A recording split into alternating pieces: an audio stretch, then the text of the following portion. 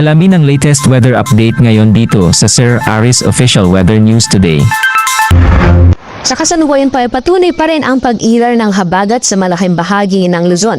Pero although makikita po natin na hindi na gaano kakapalan yung mga kaulapan na namamataan po natin sa may kanlurang bahagi ng Luzon area, ay asahan pa rin po natin ang mga pag-ulan, mostly dito po sa may western sections ng northern at central Luzon. So dyan po sa Ilocos Region, inang bahagi ng Cordillera Administrative Region, pati na po sa may Zambales at Bataan, pati na yung mga karatig na probinsya, makakaranas pa rin po tayo ng makulimlim na panahon na may kasama ang kalat-kalat na mga pag-ulan. At kita din po natin dito sa may norte, meron din po mga kapal na kaulapan na posibleng magdulot ng mga pag-ulan. So sa Batanes at Babuyan Islands, expect din po natin ang maulan na panahon.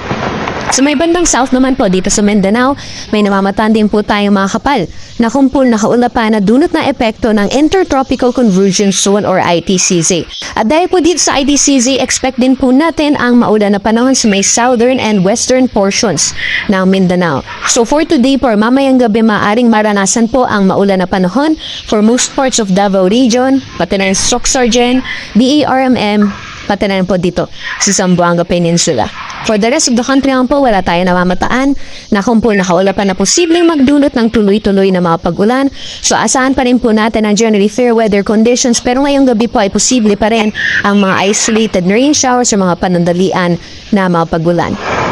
So ngayon po ay wala naman tayong minomonitor na low pressure area o bagyo sa loob at labas ng ating area of responsibility, pero next week ay posibleng may sama ng panahon na posibleng makaapekto po sa malaking bahagi ng ating bansa. Kaya patuloy po tayo magantabay sa mga weather updates na ilalabas ng Pag-asa sa mga susunod na araw.